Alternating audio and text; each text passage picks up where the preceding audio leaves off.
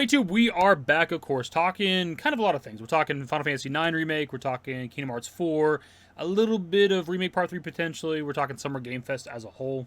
So we're going to hop right into it with Final Fantasy IX. So the other day they dropped some new character art for Zidane, Vivi, Garnet, and Steiner from the actual character designer for the original Final Fantasy IX, Toshiyuki Itahana, probably how you say that. Now that by itself I didn't think was like super video worthy. It's definitely great to see like new art for the characters from Final Fantasy IX, right? That is exciting, but it's not like, you know, groundbreaking information if you want to call it that, right? But I actually did watch Fuzzfinger Gaming's video from a few days ago, I think yesterday, and he pointed out a pretty interesting detail on the 25th anniversary website with this new art. They put character bios for those 4 characters, but when you read the character bios, they're kind of from the perspective of like if you're somebody that doesn't know who they are, right? Which is a little bit interesting for an anniversary website. Obviously, they want to appeal to like newer players as well, but like you would think they'd also be celebrating these characters to the fans that already know who the hell they are, right? So if it makes any sense, it's like they're trying to like introduce these characters to the potential new players for something like a 9 remake.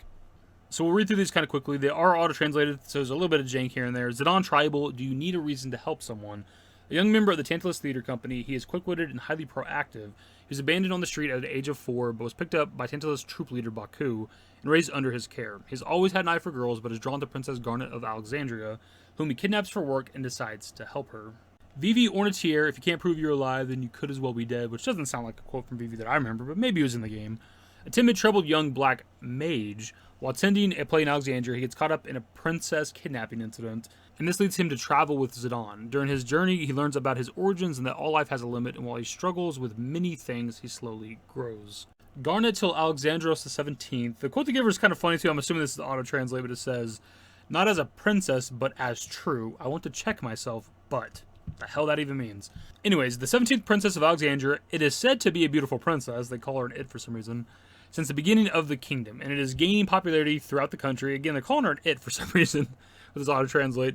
He is heartbroken by Brain's act of aggression, as if a person has changed, and he escapes from the castle on his 16th birthday. After asking Zidane to take his kidnapping on his own, he embarks on an adventure under the pseudonym Dagger. We're going to stop there for just a second, because that might just be the most fucked up auto-translate we've ever looked at on the channel. There's a lot of things going on with that description of Dagger, or Garnet, or Sarah, if you actually know your FF9 stuff. I don't know what the hell's going on there. I don't know. Like, I'm not sure what the auto-translate was referring to her as an it or a he, but also it was getting, like, Zidane's name wrong, even though we looked at Zidane's bio a second ago, and it was perfectly accurate to his name and shit. I don't know. Weird. Adelbert Steiner, to truly live for people, I want you to tell me if it's for you, what do people live for? Commander of the Pluto, the Knights of the Queen of Alexandria served. That's a hell of a sentence. He has a very tight head and 4-sided personality. I guess his head's tight, I don't know. In order to bring the Princess Garnet back to the castle at the birthday celebration, she follows her and the kidnapper Zidane and accompany them as it is.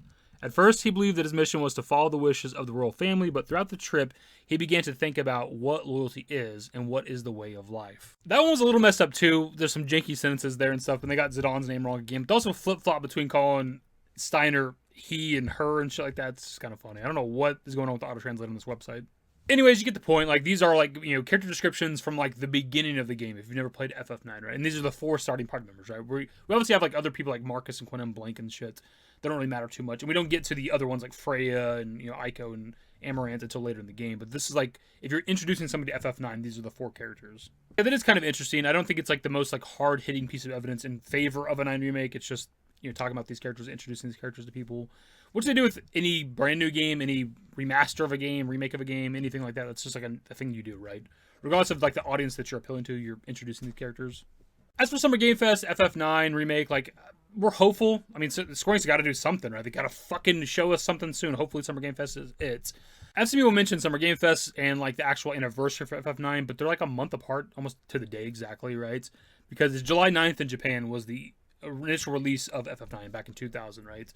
But Summer Game Fest is happening in June. June 6th for us, which would actually be June 7th in Japan. So that kind of adds up almost. It's like exactly to the day, like a month apart.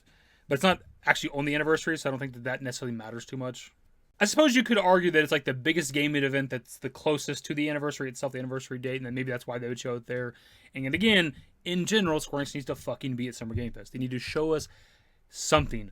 Holy goddamn shit. And not just Dragon Quest 1 and 2 HD 2D remake. Like, give me something fucking else, please. Whether or not Kingdom Hearts 4 is going to be at Summer Game Fest, I think there's already a bit of evidence or potential for that just because of the screenshots we got recently, right? There's potential they were shown that now to kind of like gear up to some marketing eventually. But I am kind of the belief to a certain degree that they gave us those screenshots for KH4 because of the cancellation of Missing Link. I'm sure everybody's going to have different opinions on that, but if they were just giving us screenshots for Kingdom Hearts 4 because they canceled Missing Link and they wanted to keep the fans a little bit happy, then that would mean that there was never any plans to show off Kingdom Hearts 4 anytime soon, right? Which means there probably wouldn't be a trailer or anything at Summer Game Fest. But I'm also kind of 50-50 on this, because it has been more than 3 years since we got the reveal trailer, right? It's like, you should be pretty fucking far along that you could maybe get to some trailers, or at least a second trailer. Not necessarily maybe the marketing just yet, but like, you could show us something. We know the game exists, you're giving us screenshots, we have the one trailer. Like, they could give us a trailer even if the game's still another year or two out or some shit. But I don't know if they will. Now, towards the beginning of the video, I did mention Kingdom Hearts 4 and also Remake Part 3, right? And this kind of comes down to a leaker on Reset Era, Nate Drake, who's asked specifically about Kingdom Hearts 4, but also Resident Evil 9, but also Persona 6 and Remake Part 3. And he doesn't give a direct answer, but he teases a little something potentially. So this person says, do you think people here should be excited for Summer Game Fest? To which they reply, I know of a few cool reveals for Summer Game Fest that should interest gaming fans of Era. Another person follows that up with, would you be willing to say if Japanese games will have a big presence at this year's Summer Game Fest?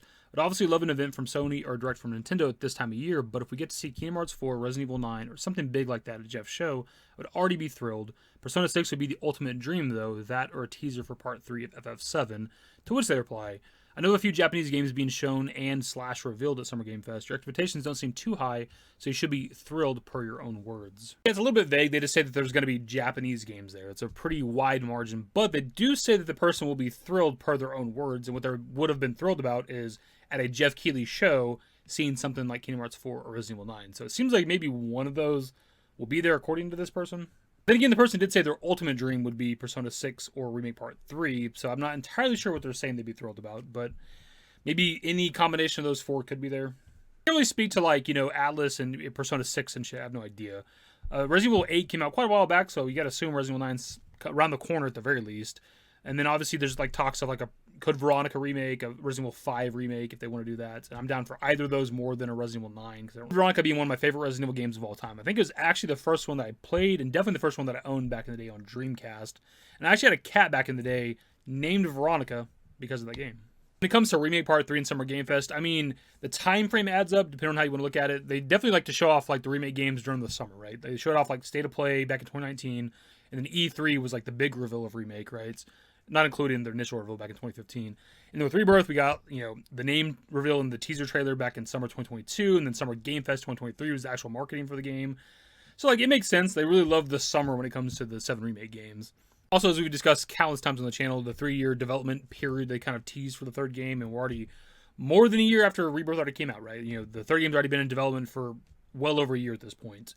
So you got to think that they're pretty close to maybe wanting to like tease the game, maybe even like a name reveal, potentially a teaser trailer. And then obviously maybe next year we get into the marketing, and then the release in 2027, as we're all hoping for, will actually happen. If the third game does not come out in 2027, and for some reason comes out later than that, like that is just a failure on Square Enix's end, which wouldn't be a surprise, right? Like I love Square Enix, I love their games, but my God, do they love to drop the ball. So we'll see. I'm very, very hopeful. I'm very optimistic. They've not let me down with the remake projects so far, right? So other than the 2015 reveal, and I was waiting for goddamn ever to get to the first game. Besides that, they've yet to let me down. I guess if you're a Kingdom Hearts fan, they let you down. Maybe a fan of other franchises. But so far with 7 Remake specifically, I've been satisfied.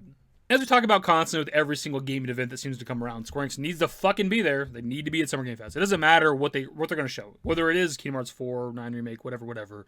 Like, they need to be here. They need to give their fucking fans, like, an idea of what the future holds. Besides goddamn Dragon Quest 1 and 2. Like, what else are we doing? What else are we buying? Please sell me a product, Square Enix. Give me something to look forward to. Please. Holy shit. Look, definitely when it comes to the channel, the 7 Remake project is, like, the priority. But I'm not always expecting that all the time. Like, it's not that big of a deal if we don't get it this summer, right? As long as we get something this year, that'd be great. But, like, if we get something in regards to, like, the Tactics Remaster, 9 Remake, Kingdom Hearts 4, Dragon Quest 12, like, I'll give them a pass. If just one of those games is at Summer Game Fest, then that's at least a W. Like, we're finally getting somewhere with Square Enix, right? And if we just happen to get something for Part 3 for FF7, like, that's just a bonus. Anyways, though, that'll be pretty much the video, my dude. Summer Game Fest is just under 2 weeks away, right? June 6th is like the live stream where they show off all the big shit. There's other shit going on. Summer Game Fest is multiple days. There's other gaming events and shit around that time, right? But we're focused on that first day where they're going to reveal all like the new games and shit like that, all the upcoming shit. Hopefully Square Enix is there. Hopefully we can goddamn get something finally.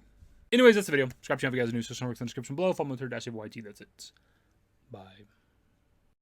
Used to care what people thought, but now I care more, and nobody out here's got it figured out. So therefore, I've lost all hope of a happy ending, depending on whether or not it's worth it. So insecure, no one's perfect. We spend it with no shame. We blow that like Coltrane. We in here like Logain, or leave it like Cobain.